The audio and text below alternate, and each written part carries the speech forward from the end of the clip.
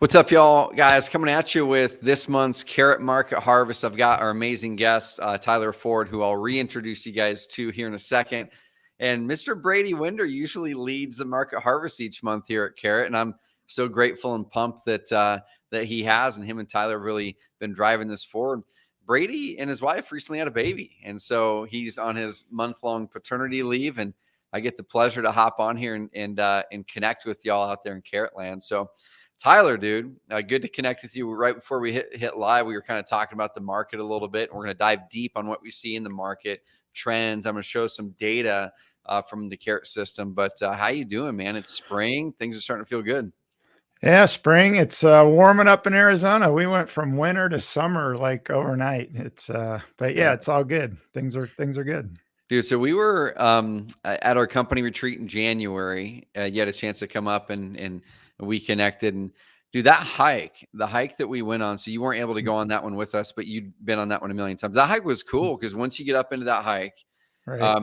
it was a great hike, but I didn't realize at the end of it, where there was a waterfall right in the middle of the desert, crazy cool view. We got caught by the sunset on the way out, but dude, there's It's so much great pretty. hiking over there. And I'm going to get this wrong. The Paraglyphics, or did you see those? Yep. Yeah, Yep. it's Yep. cool. We saw a bunch of those, got pictures of them on my phone, and it was just cool because I think some of the other Carrot team members probably knew that was back there. I was just Mhm. going on a hike, and I was going to have everyone turn around because I'm like, it's getting dark, guys, and we still got a hike to get out of here. And they go, no, we're just going to go up to the end. And we get to the end, and it opens up. Oh And my because it had gosh. been raining recently, waterfall, stream, petroglyphs or hieroglyphics, or whatever they're called. It was Yeah, cool. well, the Superstition Mountain Range outside of the Grand Canyon, my wife and I have spent a lot of time back in there. It's so pretty. The depth of the Superstition Mountains where you guys were, Yep. it's a unique place. I love it. I love it. Well, guys, we're going to dig into some data. So I'm going to share my screen here in a bit. But one of the things I always love to drive forward at Carrot, one of our core company mission is to help you build a business of freedom and impact. And I know one of the things that Tyler loves so much is getting outside, moving his body. He's got a big 50, is it a 50 miler coming up or 50 Yeah, kilometer? it's in Utah. It's the Speed Goat 50. Yep. It's a 50K in Snowbird, Alta, Utah, coming up in July. So that's what I'm training for right now.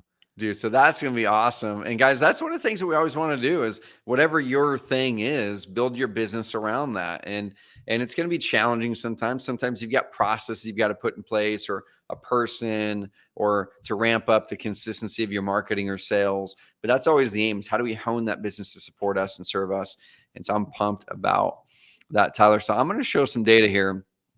And we don't really have a script. We're just going to kind of talk about for the next 20 minutes or so what we see in the market and what the moves are that people can make. So at a high level, I'm going to give you guys the macro. And Tyler, I'd love to see what you're seeing in your local market right after this.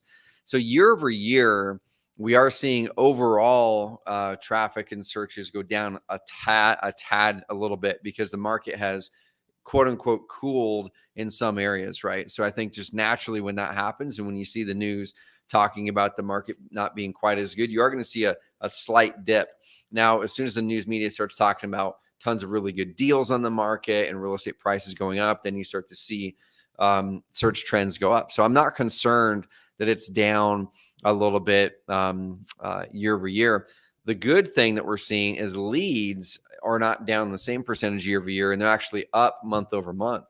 And so this isn't all the leads. It's only a portion of the leads. This doesn't include phone call leads, doesn't include a whole swath of leads. But last month or so, about 34,000, about 35,000 in this segment of leads.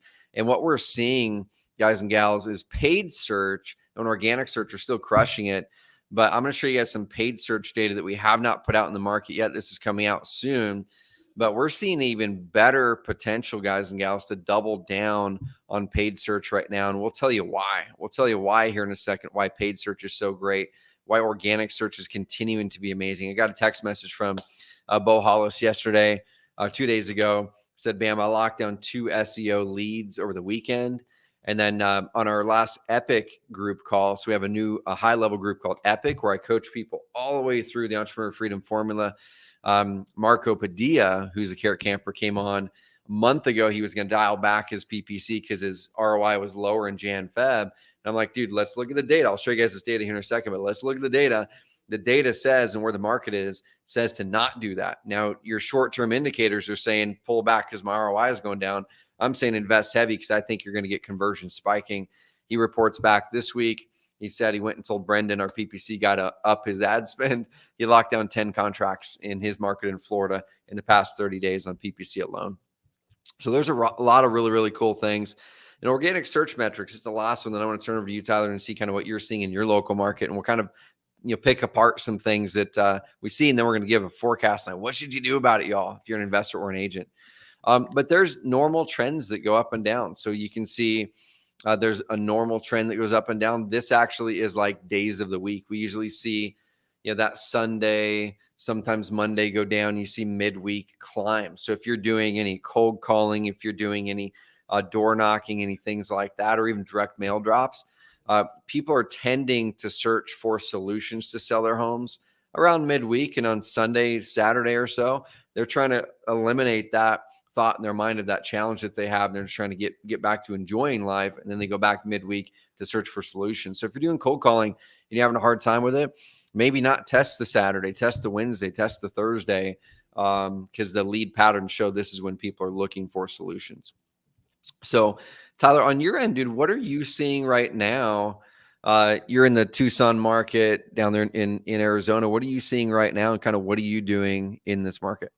Well, one thing that I'm kind of excited about that I'm finally seeing, and fourth quarter of last year was pretty tough, not from a lead standpoint, but sellers' expectations in terms of what they think their home is worth, even at a discounted price, weren't realistic.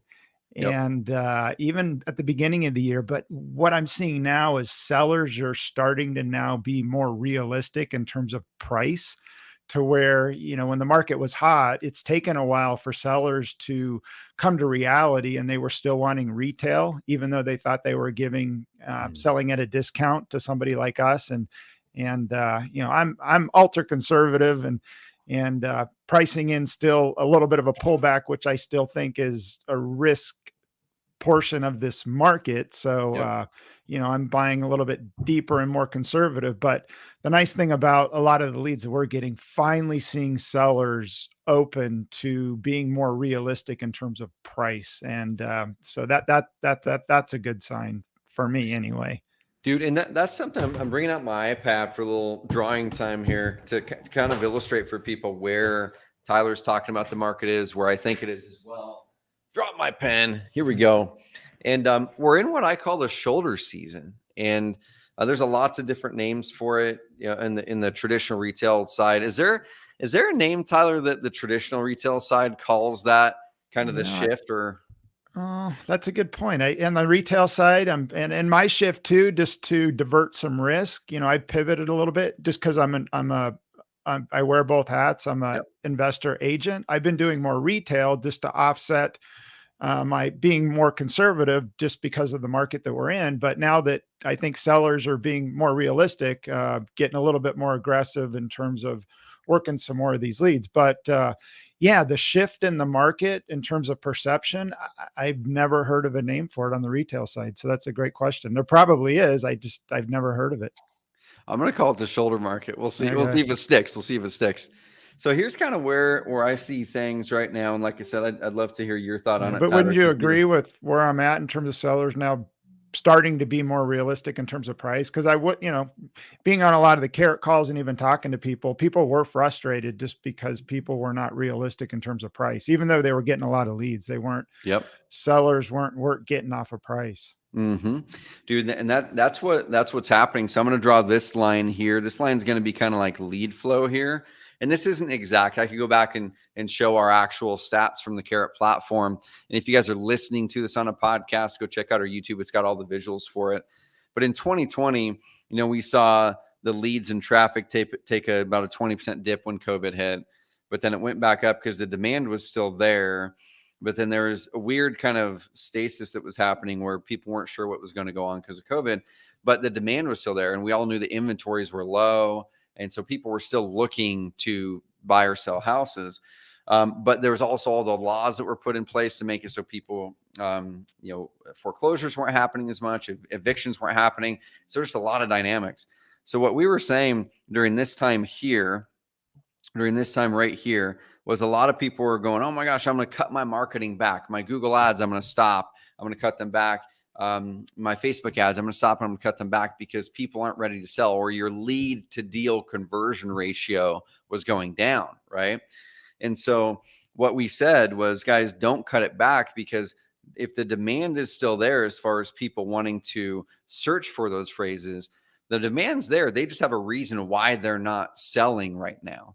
And it had something to do with COVID at that time, where they couldn't find a property.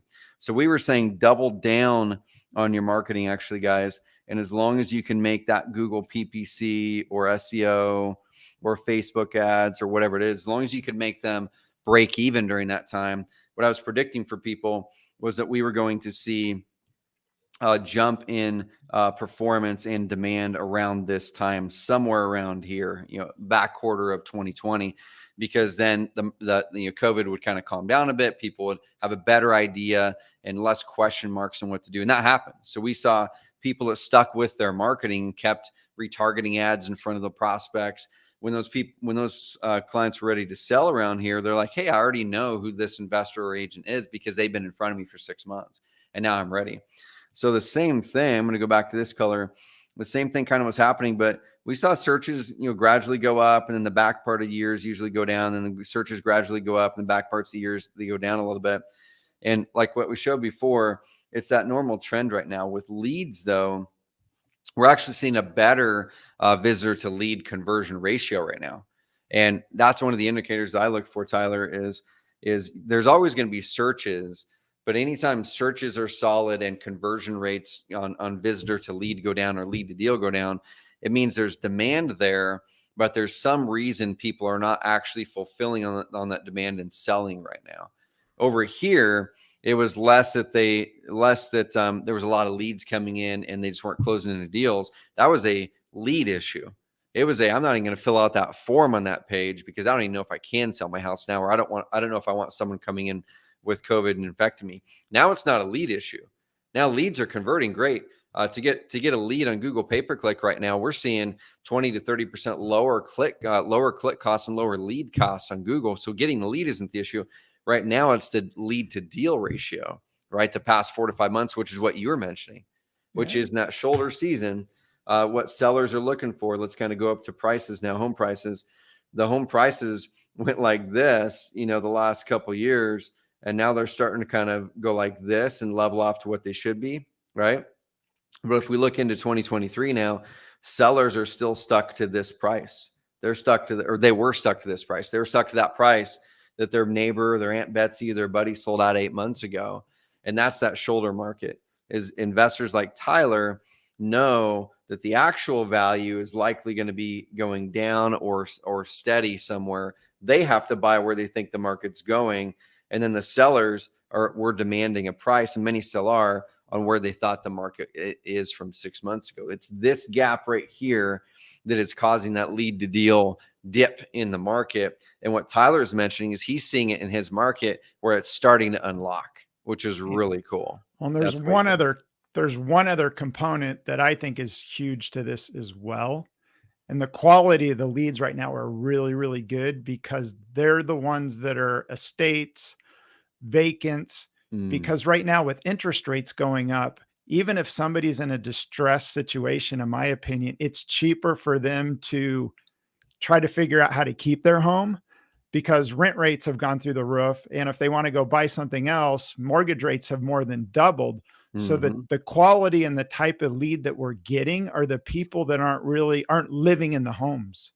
Gotcha. From what I've seen, like 80 to 90% of the leads aren't owner occupied, motivated seller leads. They're inherited properties. It's a totally different type of lead. And again, the big challenge too is as to why a lot of the leads, and it was really challenging, is when rates went up, even though people wanted to sell, when they ran the numbers and tried to figure out what they were going to do, they realized that it was more expensive for them to move than it was to figure out how to stay put because rates and rental rates. Yep. So yeah, for me, like the fourth quarter of 2022 was tough Hmm. with rates and prices and unrealistic expectations of sellers. But it's the quality of the lead right now, in my opinion. It's a different type of lead, and they're becoming a whole lot better. Dude, that's what we're seeing at on our Epic call with our Epic Plan members. They were reporting the same thing. It's funny because on that call a month ago, Marco Padilla in Florida, seven-figure investor out of Florida, owns a good portfolio, wholesales, flips, has a team. The number one home buyer in Baltimore, so CR of Maryland, big team, multi-million-dollar company, a really great company out of Columbus, Ohio. They all came into that call, that marketing call that we did, and they're all like, "Guys, my numbers in February were tanked." Like all of them said that. And if they didn't have that connection point with others who were seeing the macro trends, they all would have thought that the marketing channels weren't working. No, it wasn't the marketing channels. It was like you were saying, Q4 was challenging for many people because of this shoulder dynamic, because of what's happening with the sellers and buyers and trying to figure out what price people are buying at, what they're selling at. And the closer that the expectation gets with the buy and sell price, the more transactions are going to unlock and go. We saw Yeah, some of and that carry rising over into interest rates Q1. had a big part, in my opinion, as well. Big time. Dude, what do you think? This is taken completely off topic here, but there's that law that I think it's going through that the administration passed where it's going to add a point or something like that for people with good credit, and it's going to actually give a rate discount for those with Mhm. bad credit. Have you seen that? I've heard about it, but I haven't seen it. Yeah, no big on. I'm curious to see what happens with that in the retail side of things, and just the dynamic that it might create with the retail market. Because yeah, and it sounds like it's more than a proposal. I think it's taking effect in May, I believe. Hmm. Yeah, That I've heard about it, but I don't know the specifics. Yeah, low credit borrowers. It's I don't remember the ratio, but it's like if you're over a whatever, let's say a Hmm. 700 or something like that, you actually get penalized, and you have a point added to your For good credit? for good credit. You get penalized, Why? It and doesn't your make your sense. your rate goes up because Because you can what afford it. Because they're saying that you can take it on. yeah, because what they're saying is because those people are credit worthy and they can get loans, they're going to fund the risk Oh my of the gosh. people who are not credit worthy, but they want to try to unlock the market. So Well, if that I think it'll have the reverse effect, in my oh, it will. opinion. It's insane. That's It's way crazy. crazy. Dude, one other thing that I think is really interesting is, and I'm going to share a piece of stat here, but you were talking about, because you're a hybrid agent investor, you're with EXP. Guys, if anyone Mhm. is looking at getting in EXP, hit up Tyler directly. He's an amazing mentor, amazing coach, an amazing guy, and just learn about it from Tyler. But one of the things that you'd mentioned, Tyler, right before we hopped on the call and over this past year, is how effective YouTube has been for you on the retail side specifically. So if any of you guys are a hybrid agent investor or just an agent, what are you doing on the YouTube side, and how has that been producing for you lately? Well, it's been great, and a lot of, going being an investor agent, it opens up a lot of different options. And in my opinion, you can do a better service to motivated sellers. And for the most part, I go in with trying to do what's right for people and letting them know, on the retail side, that if you could take the retail route, you can put more money in your pocket. So lately, just to divert risk on my end, we've been going in trying to get the listings with a backstop. Hey, if your home doesn't sell in 30 to 45 days, here's our offer. So why Mm-hmm. not try to put more money in your pocket? And so we've been pushing towards trying to get more listings. So long and short of it, yeah, YouTube, I've always avoided it. I knew I had to do video. And so a couple years ago was a New Year's resolution. I finally said, you know what, I'm going to do it. It was painful. There's a big learning curve. And in my opinion, some people, if you do bad video, it can actually do the opposite. So I was always nervous that, I wouldn't put out quality, and as a result, it would actually do the opposite and I'd get less business. Well, Yep. so long and short of it, I've got 2 million in escrow this month just from YouTube leads on the retail side. Dude, that's so cool, man. And so it's been good because it's, again, like I said, fourth quarter of last year was slow, but a lot of that had to do with me. I mean, I take full responsibility for that just because, I got hit hard in '08 and Mm, I had to start from ground zero and I don't want to do that again. So yep. from a risk tolerance standpoint, I'm a little bit more conservative than Mm, most. And so I've pivoted slightly and just, doing, even though it consumes more of my time and I don't have the freedom and flexibility that I enjoy working more on the investment side because they're my own deals, so I can yep. control my time. I'm just willing to do whatever it takes. So yeah, putting out a video a week, and as a result, it's just like carrot and organic SEO. And I Mm, say it all the time: realistic expectations. It doesn't happen overnight. mm. So it's the same analogy of starting a carrot site and going to work and giving it 6 to 12 months to take effect. I mean, YouTube's no different. It's no Yep. different. So you gotta put in the work and be consistent. But if you do it, it works. I love it. And I'm going to share some data really quick here, guys. We were starting to look and see this probably a year and a half to 2 years ago, this trend where, people will ask, what should I do with video? Should we put videos on our website? Will it help us with this? Will it help us with that? I'll give you guys the blanket answer that if you do video in a way, and it doesn't have to be crazy professional, right? I literally, right before this call, I shot a video, uploaded it to YouTube. I did it from Loom. It was just Loom on my computer, and I got the whole thing done in under 8 minutes. Put some education out, built some thought leadership, trust, and you can do that with anything, guys. So you can do Yeah, and I that use from. Loom too when I'm doing my videos and I want to do the screen capture and do a narrative. I use Yep. Loom all the time as that little section piece on my videos that I give to my editor. So I mean, Mm. Loom's a great product. Oh, it's so easy. And Yeah. so what I would suggest everyone do is start to step into video. Now, a lot of people, especially investors, I think agents are less fearful of video because agents have been trained to do video for quite a while. Because a lot of the real estate agent side of things is a lot more personality driven than the investor side. But if the investors who are watching this start to shift the mindset to where it's not about you as a personality, it's about you as an authority, you as a trusted expert. Google more and more in their big algorithm updates are really pushing on what's called EAT, expertise, authority, and trust. They did add another E to the start of it, but I'm just going to simplify it for you guys: expertise, authority, and trust. Now, how do you build expertise? How do you build authority? How do you build a trust? Well, you do that by showing people who you are, how you do it.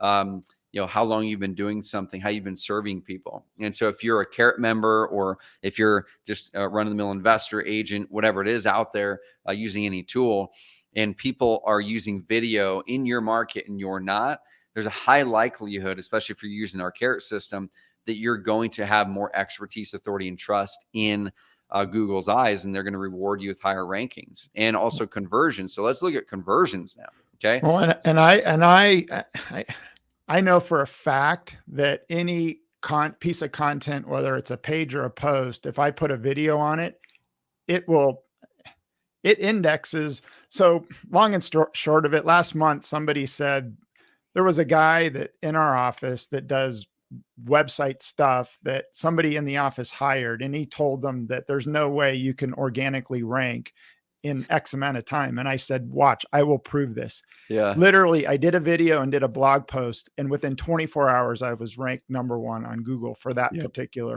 post. And then I shot, but so if you put the two together, Yep. like it's the secret sauce. It is, and here's the thing I want people to get in this market harvest, and we'll move to one or two last final thoughts and send you guys on your way with an action plan.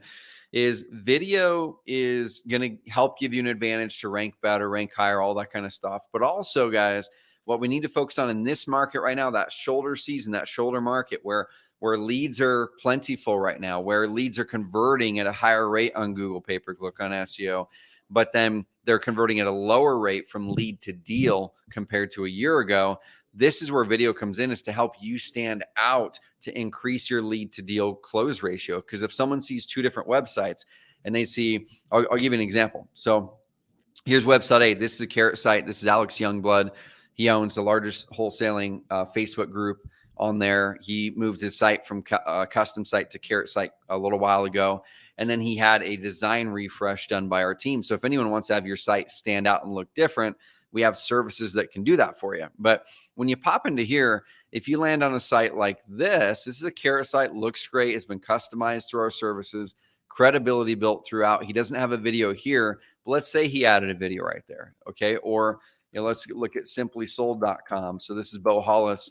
He texted me a couple of days ago, locked down 2 SEO deals over the weekend. He uses video quite extensively. Okay. You can see all the video that he's got on here. Someone who lands on these versus even if it's a Carrot site that has the structure correctly, if you don't have video and they do, they're going to stand out. They're going to build more expertise, authority, and trust with that prospect.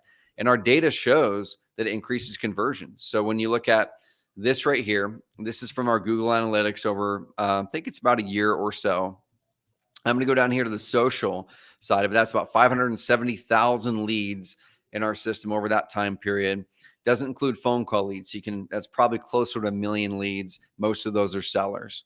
If we look at social, the number one source for traffic and lead volume is still Facebook by far. Okay, by far.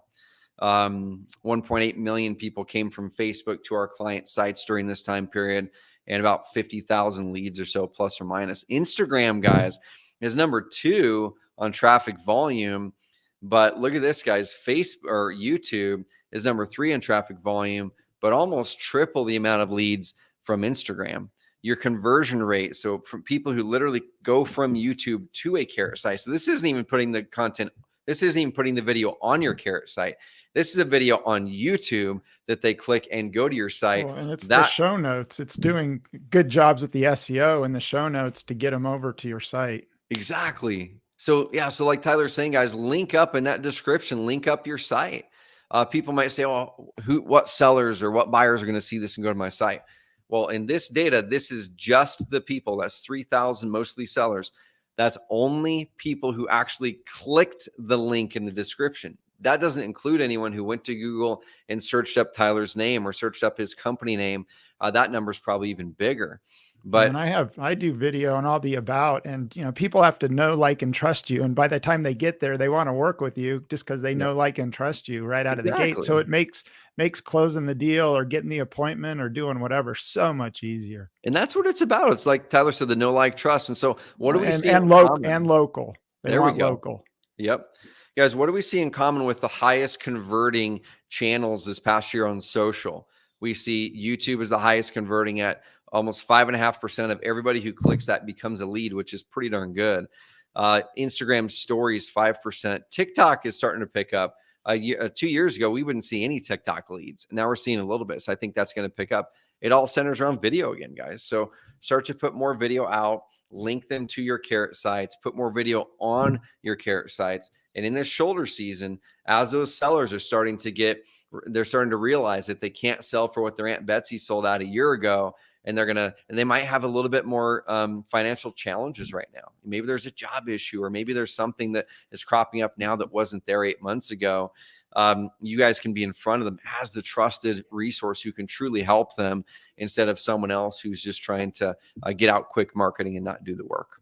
But Tyler, dude, what are you looking at heading into the summer? Are you making any adjustments to any of your marketing, or kind of what are your thoughts on things people can or should do? Hitting singles and swinging the bat and doing the boring things over and over again. Yep. But yeah, we've got a good rental portfolio thanks to Carrot that's free and clear. So that's kind of nice. And like to acquire a couple more rentals, and just keep doing what we're doing and keep it lean and mean and simple. And again, I'm excited just because people's perceptions are starting to change in terms of value, and we're seeing much better deals, and just expectations starting to change, which is finally happening. So that's the exciting thing to me. I love it.